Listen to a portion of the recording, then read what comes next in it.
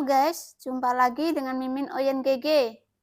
Mari kita lanjutkan cerita Donghua Dewa Xiaoyan part 8.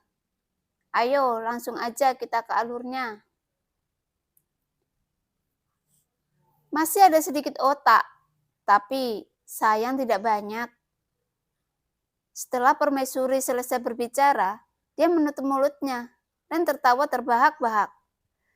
Xiaoyan yang mendengar candaan Permaisuri terdiam, dan ekspresinya menyatakan bahwa dia sedikit marah dan tidak ingin berkomunikasi dengan Permaisuri. Tapi saya pikir ini sebenarnya keuntungan buat Anda.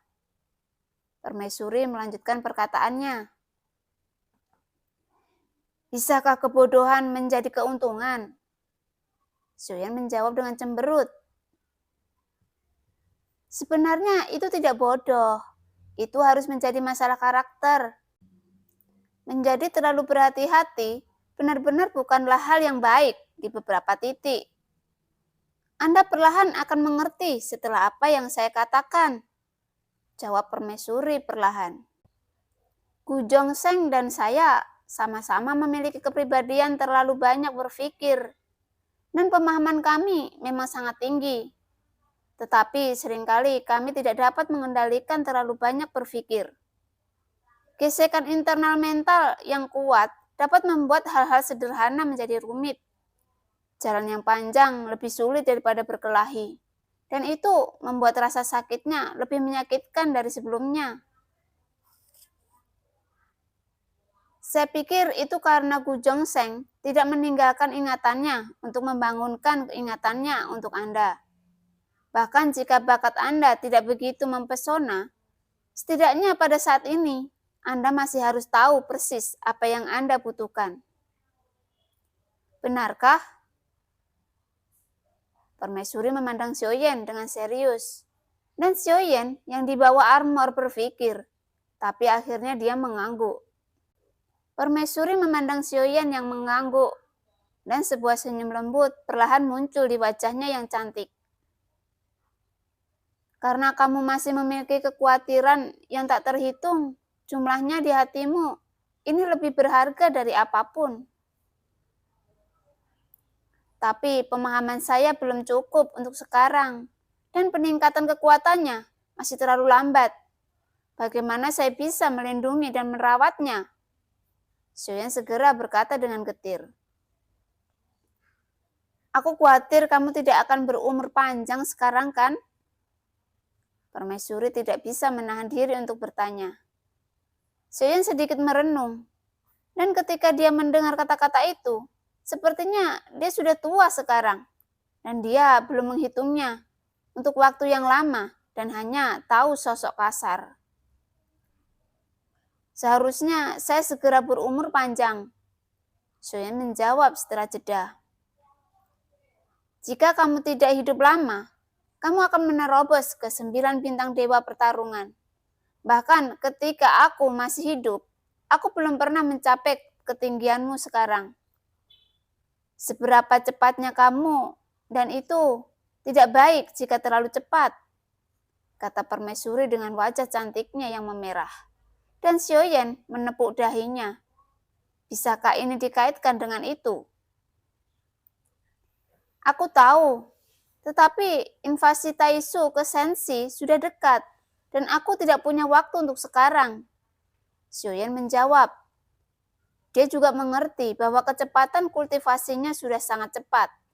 Jika dia diberi waktu lebih lama, bahkan jika butuh 10 menit atau 1000 tahun, Xiaoyan akan lebih percaya diri, menjadi lebih kuat, setidaknya menembus keabadian kaisar, dengan kekuatan yang lebih kuat. Mengapa memaksanya? Perang dunia bukanlah masalah sesaat. Bahkan jika Anda masih akan memiliki cukup waktu untuk berperang, dan mungkin ada lebih banyak peluang bagi Anda untuk saat itu tiba, kata Permaisuri. Dan Xiaoyan tercengang ketika mendengar kata-kata itu, dan dia tidak bisa mengerti apa yang dikatakan Permaisuri. Ini adalah perang antara 2-3 ribu dunia. Setelah perang dimulai, Perang pertama akan menyebar dari dunia yang tidak dimiliki.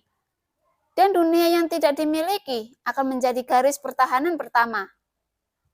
Anda harus tahu, dunia yang tidak dimiliki yang berasal dari sensi memiliki beberapa banyak cara. Kemudian permaisuri melanjutkan, namun Xiaoyan tahu sangat sedikit tentang dunia yang tidak dimiliki. Belum lagi banyak cara. Dia hanya tahu satu atau dua. Xiaoyan perlahan menggelengkan kepalanya, menunjukkan bahwa dia tidak tahu tentang itu.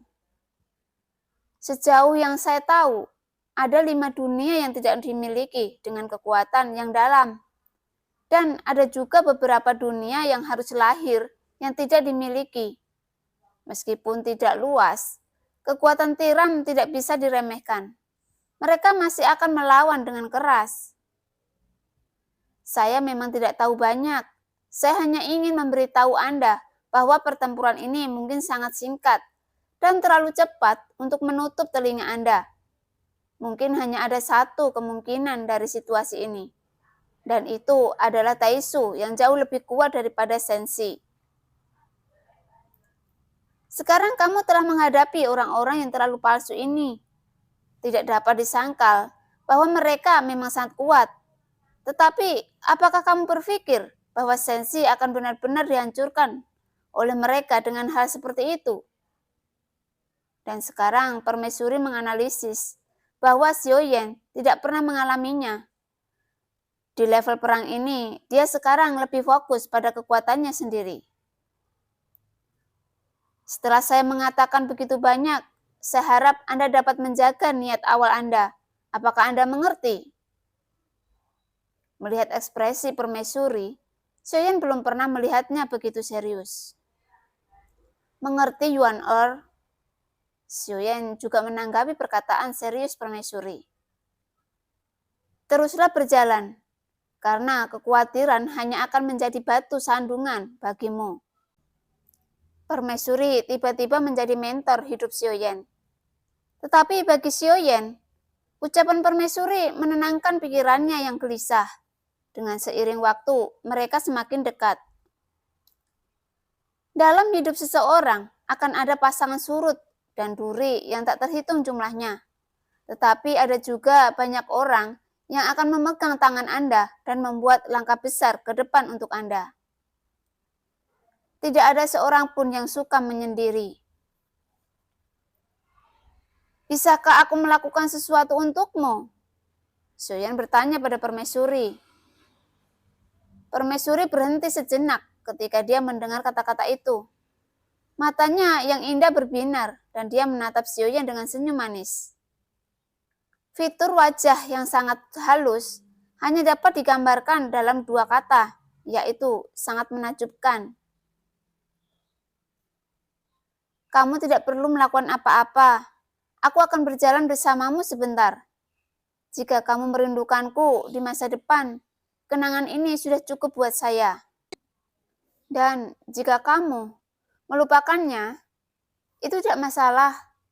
Di bawah arus waktu, aku tidak akan menjadi apa-apa sejak dari awal. Pernyataan permaisuri juga membuat hati Xiaoyan sedikit bergetar. Meskipun bukan kemauan Xiaoyan, bagaimanapun keduanya masih memiliki kekerabatan kulit ke kulit. Xiaoyan terdiam dan permaisuri tidak berbicara. Dalam sekejap mata, seberkas cahaya di lantai 9 sudah tiba. Dan Xiaoyan berhenti. Dia sudah lama memasukinya, tapi dia tidak dikirim ke lantai 9. Aku ingin tahu, apakah itu masih sama untuk sekarang? Tapi dari kejauhan, Xiaoyan melihat siluet, menyapu mereka, dan siluet itu menghilang saat sinar itu melintas. Mempermainkan saya. Ada 10.000 kuda berumput yang berlari kencang di hati Xiaoyan. Mengapa transmisi sinar gagal padanya ketika dia sudah dekat? Apakah itu hanya lelucon? Kenapa saya tidak bisa diteleportasi sebelumnya? Xiaoyan berkata dengan enggan. 853 mendengar raungan Xiaoyan dan menatapnya dengan bingung. Apakah kamu pernah ke sini? 853 bertanya. Xiaoyan mengangguk.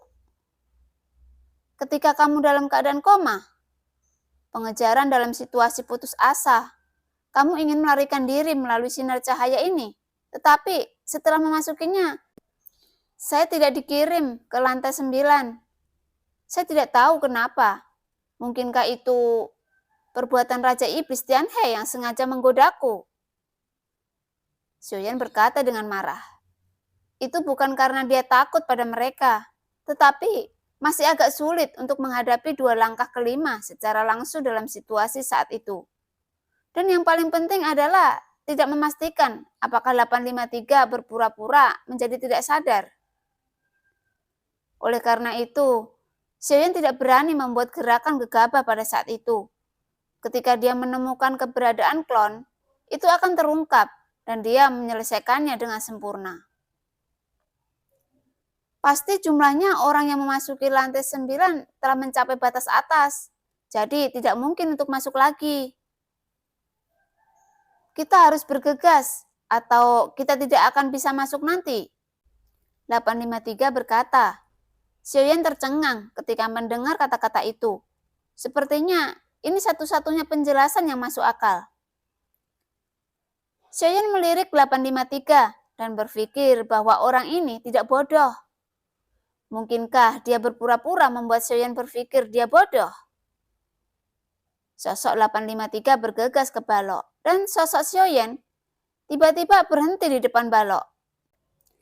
Dia berbalik dan memfokuskan matanya yang hangat pada permaisuri. Tanpa terlalu banyak bahasa, dia meraih lengan ramping permaisuri dan membawanya ke dalam pelukannya dengan berat. Aku berjanji, aku tidak akan pernah melupakannya dalam hidup ini.